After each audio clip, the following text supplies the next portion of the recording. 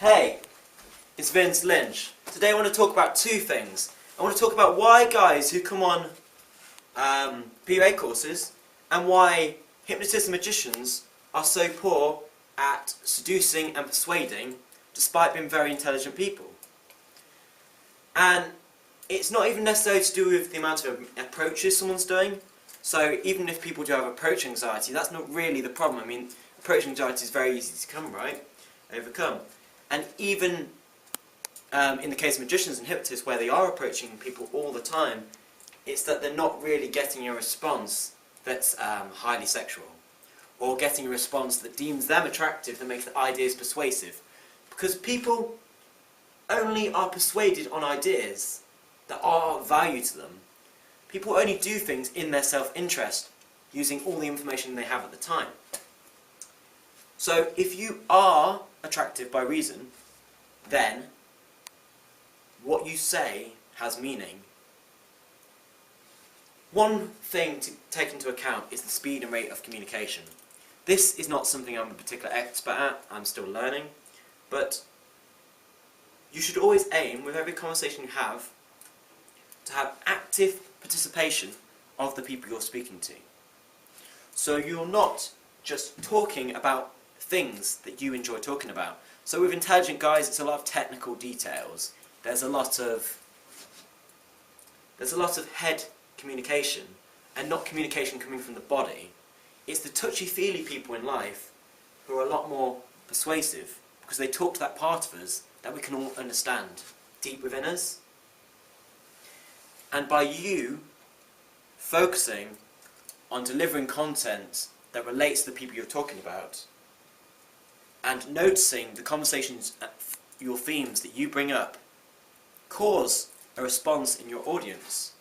If you're a fun, touchy-feely guy who's grounded in doing rather than thinking, then you will find that the people you attract are touchy-feely sexual people. And the way that they engage with your ideas is from the heart. What you need to do is to make sure that your conversational themes that you bring up get the response you want to get. So if you're looking for a sexual response, then you need to bring up sexual themes.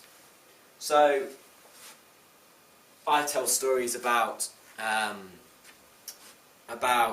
who eats more, guys or girls.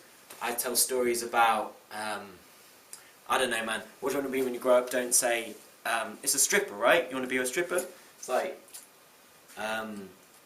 there's stacks of them. It's just like, you just got to have a bit of a laugh. And there's no harm in touching something. If you like something, don't be afraid to touch it. Because that's what a person who doesn't think but does. You see? I recommend getting active participation from your listeners, and this often means physically dominating them. Not in a mean way, but in a kind of polite way. So hypnotists will often ask people to stand somewhere, say, just stand here for me. And the only way you can do this in a conversation is by asking someone. And there's no harm in asking someone. Like, even if it's just like, put your hand on the table, I want to show you something. It's really interesting. Put your hand on the table. I want you to just focus on that second finger. And I know a lot of people with the second finger, if your second finger is significantly longer than the other finger, that makes you a Leo rather than a water sign. So you're a fire sign, right? You're a fire star sign. That's interesting because I've been with a lot of fire signs, and they're usually particularly crazy, intense people who want something, and when they see something, they instantly have to take that thing home, else they lose the opportunity forever.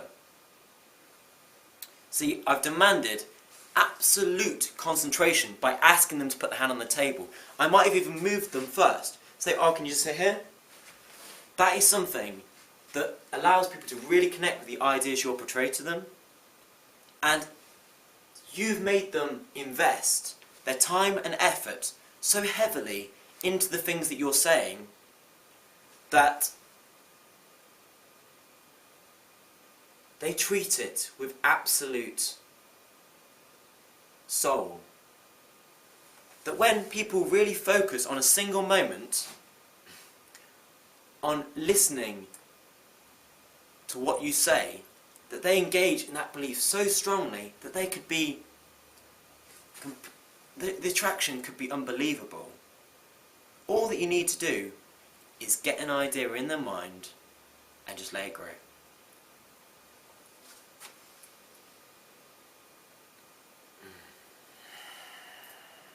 And a lot of that comes from having people ground themselves in their bodies. By really paying attention to the moment. And then using that moment to have them realise something new that they never knew before. And all that you need to do this is to have someone stop living their social circumstance and to break out.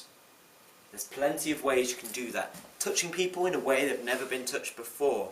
Making people focus and listen to what you're saying. You can do interesting things. You can do, for example, I've got an intuition about you. Oh, you've got something really interesting about you. And then people wait and listen to the next thing that you say.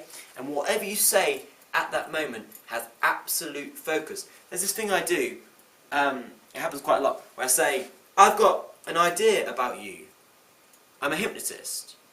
You're thinking, what's your number one superpower? If you were a superhero, what would that be? And I have a lot of people at that point say 7. See, they are thinking of a number, but I've also asked for their number to give back to me. I know that if someone responds like that, that they're highly suggestible, but that it's not that particular people are suggestible, it's that I've treated them in a way that's made them suggestible.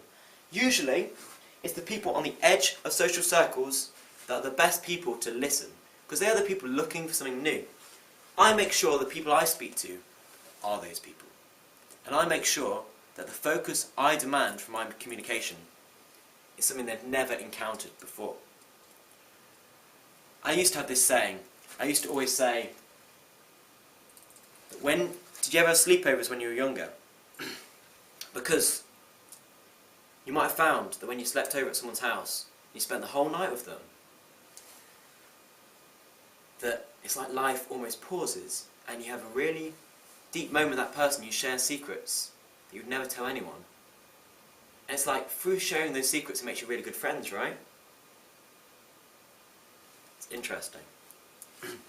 Demanding absolute moments like that and then telling them information that makes them really attracted to the things you say. It gets them to focus on that part of them that isn't living this social stuff, that isn't trying to work out the scales and prices of most attractive, most this, most that, what's the best idea, what decision should I make.